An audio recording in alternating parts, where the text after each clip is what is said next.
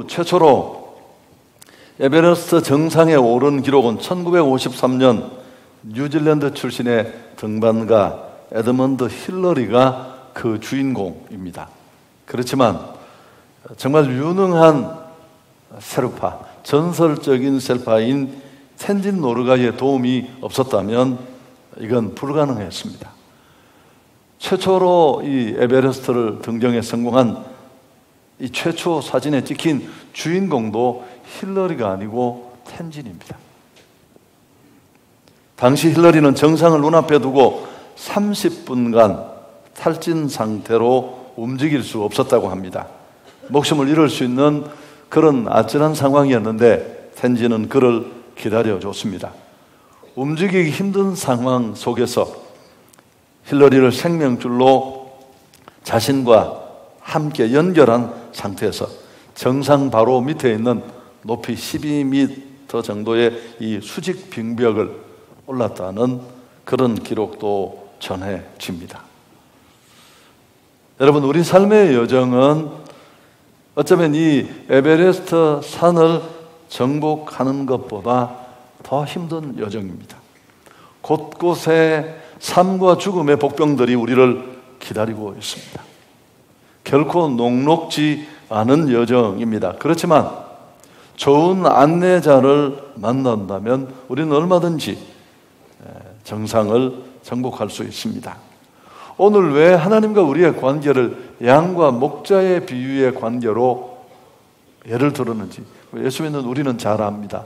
이스라엘 사람들은 더 잘 알았겠지만 모든 동물 중에 가장 어리석은 게 양이래요.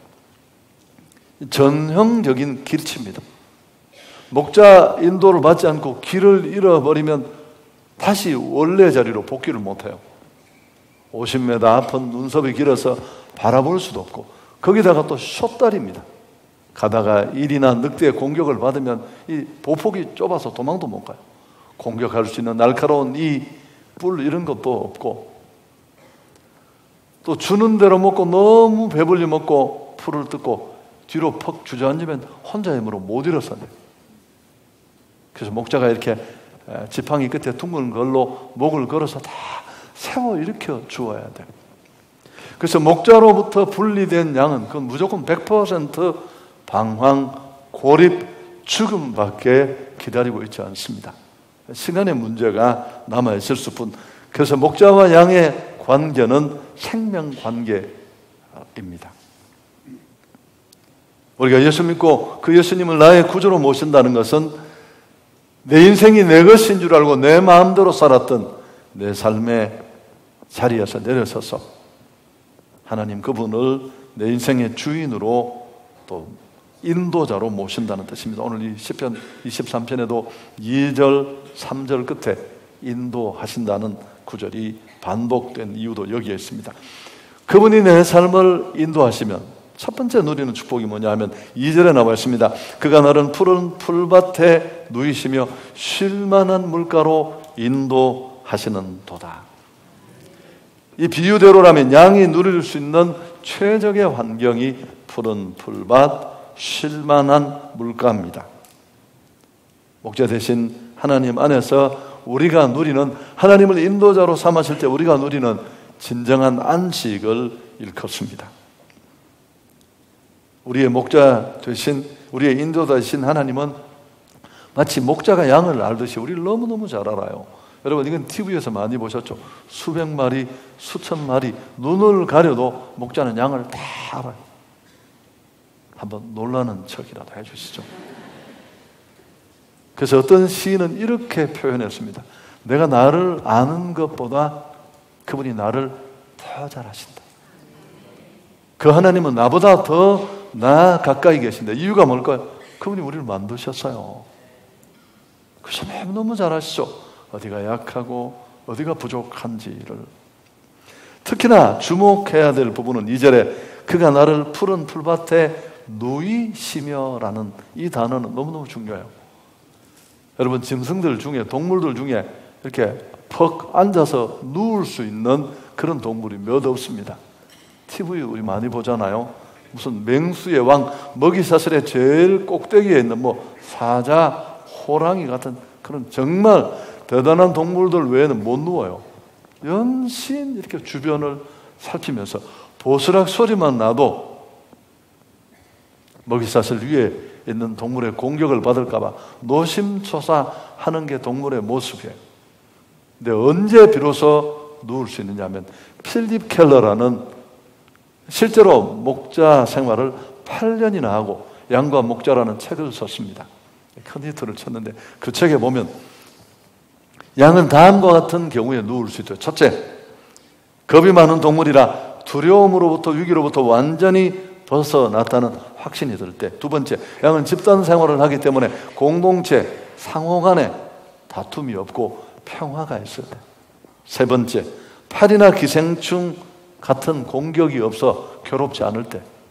여러분, 혹파리라는 파리가 코에다가 알을 sul면 이 알이 콧구멍을 통해서 뇌로 들어가서 양이 죽음에 이른다고 합니다. 양들이 그렇게 뛰어다니는 건 좋아서만이 아니라는 것. 이 코에 붙은 파리를 어떻게든지 떼내려고 뛰어다니는 거죠. 네 번째는 배부르게 꼴을 먹고 이제 충분히 배가 채워졌다라는 생각을 할 때 비로소 자리에 누울 수 있다고 합니다. 참, 그러니까 이 눕는다는 표현은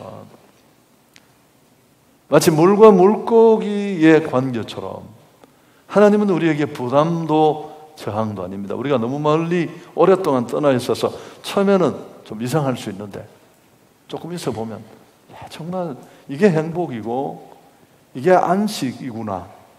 여러분, 꼭 그저 교회만 다니는 종교인이 아니라 예수님이 정말 여러분의 목자가 되시고 인생 안내자가 되셔서 보호받고 또 내가 정말 안전하다고 느끼는 이 평화가 여러분 안에 있기를 바랍니다.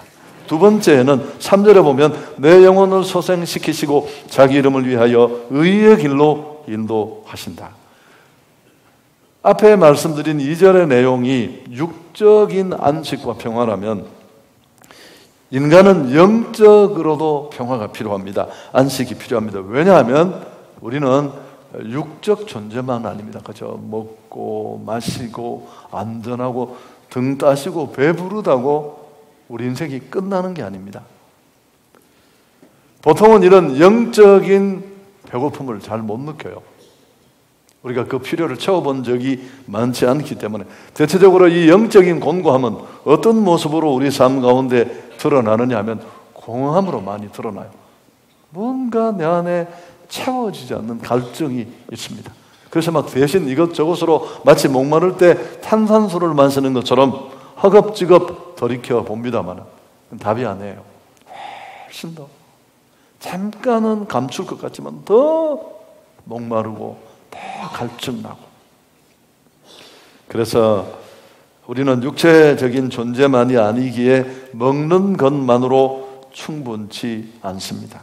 영적 갈증과 배고픔도 당연히 채워져야 하는데 여러 가지 경로가 있겠지만 대체적으로 이런 영적 공급은 오늘 우리가 함께 모여드리는 이 예배 시간에 이루어집니다. 여러분, 오늘도 찬양 부르는데 뭘 느끼신 게 없었습니까? 우리가 건강하고 행복하게 살려면 반드시 필요한 일입니다. 이런 얘기를 합니다. 사람은 밥 힘으로 살지만 기독인들은 예배의 힘으로 산다. 그래서 이렇게 번거롭지만 모여서 함께 찬양하고 날 구원하신 하나님의 사랑을 자랑하고 예배 드리면서 뭔가 영적으로 사우나를 한 것 같은 그런 도움을 우리는 받습니다. 사람이 건강하고 행복하게 살려면 몇 가지가 필요하대요. 첫째는 일하는 것. 놀고 먹으면 좋을 것 같지만 세상에 그보다 더 안타까운 사람이 없습니다.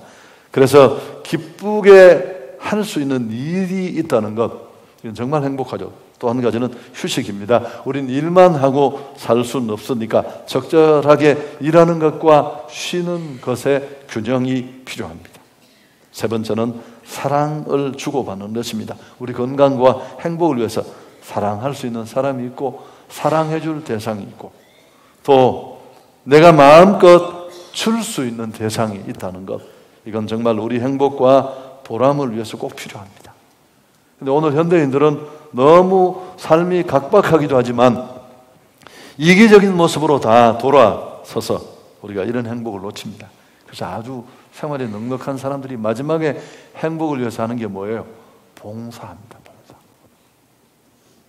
자기가 돈 내고 시간 다 넣어서 봉사하는데 받으면서 누리지 못했던 더 큰 행복 누리는 이유도 여기 있습니다. 네 번째, 또 한 가지 우리 건강과 행복을 위해서 영적인 존재인 인간이 누릴 수 있는 행복의 또 한 가지 통로는 예배하는 것입니다. 초월적 존재이신 하나님과 교통으로만 채워질 수 있는 그 무엇이 있습니다. 고기도 먹어본 사람이 알아요. 영적인 은혜도 받아봐야만 알아요. 내게 이렇게 채워져야 될 영적인 그릇이 크게 있었구나. 비로소 누릴 수 있습니다. 영적 예배를 통해 채워진 이 영적인 축복은 지치고 피곤한 영혼에게 생기를 공급합니다. 우리가 뭐 먹고 쉬고만 한다고 탈진이 멈추는 건 아닙니다. 그래서 여러분, 교회 예배를 처음에는 좀 힘들겠지만 부지런히 참석하십시오. 이 세상에 무엇이든지 가치 있는 일은 금방 되지 않아요. 좀 시간을 필요로 합니다. 그래서 예배는 우리의 삶과 영혼의 주름을 하나님이 펴주시는 축복의 시간이 됩니다. 세 번째, 또 한 가지, 내가 내 인생의 주인이 아니라 하나님이 내 인생의 목자가 되시고 양과 같은 어리석은 나의 삶을 인도하시고 이끌어주시는 안내자가 될 때 우리가 또 한 가지 누리는 축복이 4절에 있는데요. 같이 한번 읽겠습니다. 내가 사망의 음침한 골짜기로 다닐지라도 해를 두려워하지 않을 것은 주께서 나와 함께 하심이라. 주의 지팡이와 막대기가 나를 안위하시나이다. 양은 이리와 늑대 같은 여러 적들에게 늘상 쫓깁니다. 호시탐탐 목자의 관리가 소홀하거나 또 이 공동체로부터 무리로부터 이탈된 양이 있으면, 여러분 우리가 TV에 강하잖아요. 보면 탁 숨어서 이렇게 뭐 여지 없죠.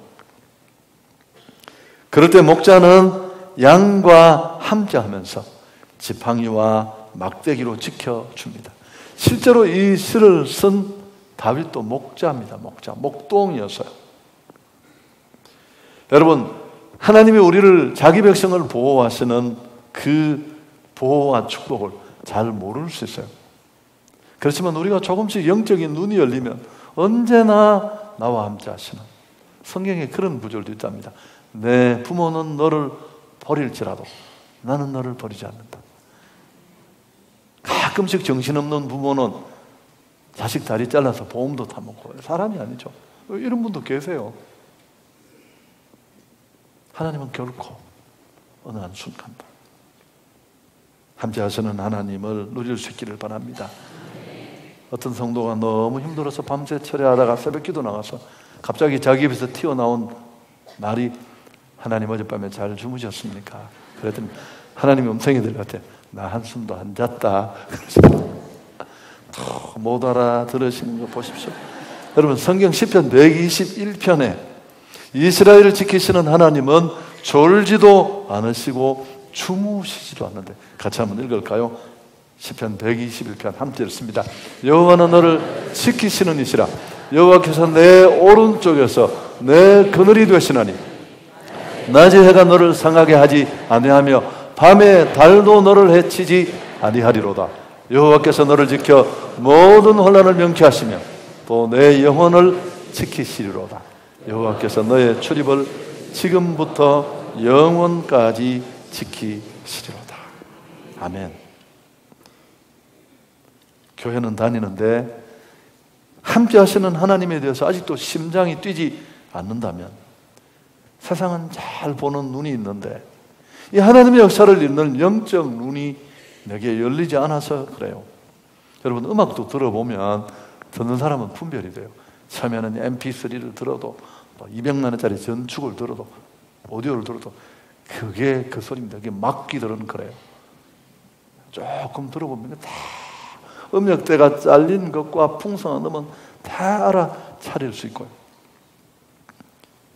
하나님의 인도를 받으며 그분과 동행하는 사람이 삶이 얼마나 영광스러운지 보게 해달라고 여러분이 구하면 좋겠습니다.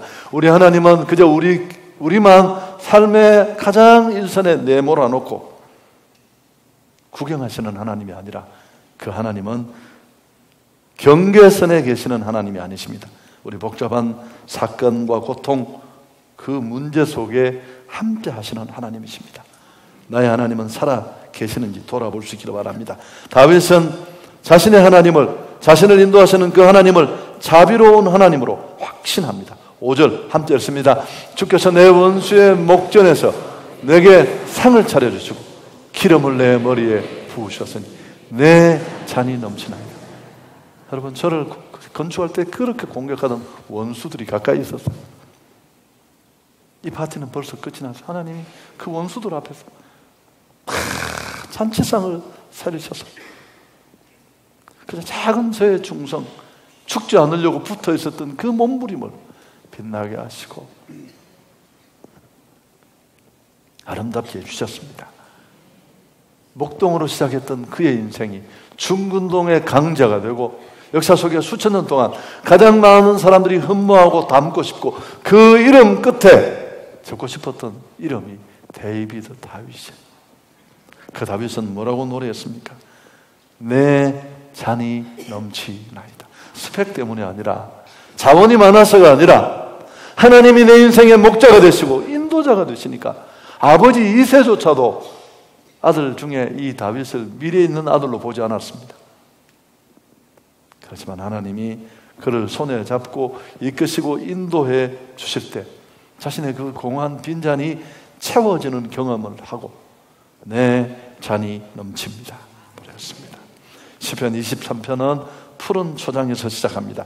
엄침한 골짜기를 지나 하나님의 상을 베푸시는 잔치의 자리로 나아가고 여기서 끝나는 게 아니라 마지막 목적지가 어딜까요? 하나님의 집인데요. 6절에 함께 읽습니다. 내 평생의 선하심과 인자하심이 반드시 나를 따르리니 내가 여호와의 집에 영원히 거하리로다. 오늘 시인은 확신합니다. 하나님이 안내자가 되셔서 한순간이 아니라 한때가 아니라 평생 그 선하심과 인자하심이 나를 이끌 것이다. 확신이 있어자 사실은 이 시는 확신시예요. 23편은. 그러면서 시인은 어떤 결심을 합니까? 내가 여호와의 집에 영원히 거하겠습니다. 여기 말하는 여호와의 집이 어딜까요? 예루살렘으로 옮겨진 하나님의 언약궤를 안치해둔 성막을 직접적으로 가리킵니다만 지금으로 말하면 이 교회예요. 하나님의 관심과 마음이 머물러 있는, 그러나 한 걸음 더 나가서 공간적인 제약을 받는 특정한 장소에만 국한되지 않습니다. 우리 삶의 전 영역에서 하나님과 더 깊은 교제를 하면서 살겠다는 시인의 다짐으로, 고백으로 보면 틀림없습니다. 하나님 평생 하나님과 함께 하겠습니다. 주의 전에 머무르면서 광야 같은 인생길, 여러분 인도자 없이는 어려워요. 8,848m의 에베레스트 산을 오르는데 세르파의 도움 없이 가겠다. 정신 나간 사람이에요. 여러분 이 에드먼드 힐러리의 기록도 읽어보면 의문이 아직도 많이 남아있어요. 정말 올라간 사람이 힐러리가 맞느냐? 왜 그 찍힌 깃발 들고 찍은 사진이 텐진의 얼굴이냐? 물었습니다. 논란이 계속돼서. 그러니까 힐러리가 뭐라고 대답했을까요? 텐진이 카메라 조작법을 잘 몰랐다. 에베레스트 산 꼭대기는 카메라 조작법을 가리키기엔 적합한 장소가 아니다. 또 서양 사람들이 이렇게 조크를 잘하잖아요. 그리고 두 사람은 평생 친구로 지냈어요. 여러 가지 우리가 상상할 수 있는 얘기들이 그 속에 많이 있습니다. 여러분 그건 무모한 일입니다. 우리 삶의 여정은 그것보다 훨씬 더 험난한 길입니다. 인생을 조금만 살아보면 다 알아요. 한치 앞을 모르고 세울 것도 많고 지킬 것도 많은 게 인생입니다. 2개 세워놓으면 3개 넘어지고 5개 지키면 2개 구멍 나고 코에 단내가 멈출 날이 없습니다. 그게 내가 지키는 인생의 모습입니다. 평안도 안식도 자유도 행복도 없는 삶. 예수님이 나의 선한 목자가 되시면 오늘 다윗과 같은 고백을 우리도 하게 될 줄 믿습니다. 여호와는 나의 목자시니 내게 부족함이 없다. 가톨릭을 이끌었던 고 김수환 추기경의 묘비에 이 구절이 쓰여져 있습니다. 물론 공동 번역으로 쓰여져 있습니다. 여호와는 나의 목자시니 내게 아쉬울 것이 없어라. 이 얘기를 제가 몇 번 했어요. 너무 재밌는 얘기였어. 그래도 오늘 처음 오신 분들이 계시니까 이 얘기를 대체할 만한 얘기는 없습니다. 또 하겠습니다. 이제 저 같은 목사가 이제 외국을 주에 무슨 선교나 여행으로 갔는데, 그럼 수요일쯤 이 주보에 본문이 다 미리 전해져야 돼요. 인쇄돼서 토요일 날 배달이 돼야 성도들이 이 주보를 볼 테니까. 그래서 이제 이 주보를 담당하는 교역자가 목사님한테 전화를 한 겁니다. 이번 주 설교 제목이 뭐냐고, 본문이 어디냐고 하니까 시편 23편, 오늘 제가 하는 이 본문 시편 23편 1절에서 6절 제목이 뭐냐고 물으니까 보통 설교 제목이 여호와는 나의 목자신입니다. 99%. 그래서 여호와는 나의 목자신이라고 말하니까 이 직원이 전화가 잘 안 들려서 뭐 더 없습니까? 뭐가 더 필요해? 그리고 이제 집에 돌아와서 토요일 날 외국에 와서 이렇게 돌아와서 주보를 봤더니만 주보에 본문이 잘 나왔어요. 설교 본문은 시편 23편 1절에서 6절인데 제목이 재밌었습니다. 여호와는 나의 목자시니 뭐가 더 필요해? 그래서 화가 났습니다. 아니 이 사람이 이럴 말이 어떻게 이렇게 하느냐고. 불러서 한마디 하려고 하다 보니까 자기 제목보다 이 제목이 훨씬 나았어요. 여호와는 나의 목자시니 뭐가 더 필요해? 여러분, 목동인 다윗이 이렇게 빛나게 살았어. 감동 어린 고백을 쏟아놓는데 학벌, 얼굴이 네모로 생기고 필요 없습니다. 여러분, 그건 졸업할 때, 졸업식 날 이력서 쓸 때 약간 기분이 좋지, 살아보면 별로 차이를 못 만듭니다. 그러나 하나님이 우리의 목자가 되시고 안내자가 되셔서 인생을 가이드하신다면 우리도 똑같은 고백을 하게 될 줄 믿습니다. 자신이 만들어가는 인생이 있습니다. 반면에 하나님의 인도를 받는 인생이 있습니다. 인생은 스펙이 결정짓는 게 아니고 누가 그의 삶을 인도하느냐, 그의 인생 중에 누가 그를 지원하고 서포트하느냐에 따라서 갈라집니다. 하나님을 목자로 모시고 그 인도를 받을 수 있기를 축복합니다. 그러려면 첫 번째 뭐가 되어야 될까요? 내가 양이라는 걸 알아야 돼요. 여러분, 양들 중에 이 정신없는 양들이 많아요. 양양거리면서 지가 다 아는 줄 알고 목자의 코치를 불편하게 생각하고, 그래서 이 공동체를 이탈하면 죽음이에요. 죽음. 스스로는 돌아올 힘이 없어요. 목자는 이 양의 상태를 잘 알기 때문에 목자의 수칙 중에 하나가 뭘까요? 양을 찾을 때까지 찾아야 돼요. 잃어버리면. 건강한 양을 우리에 두고 성경에도 나오는 얘기입니다. 마지막 수칙이 뭐냐면 목자는 양을 포기할 때는 잔해라도 찾아야 돼요. 늑대가 뜯어먹고 남은 뼈라도 찾아야 찾기를 멈춘다. 아니, 숏다리에 공격을 받으면 스스로는 아무 공격도 물리칠 자구책도 요만큼도 없는 어리석은 양이.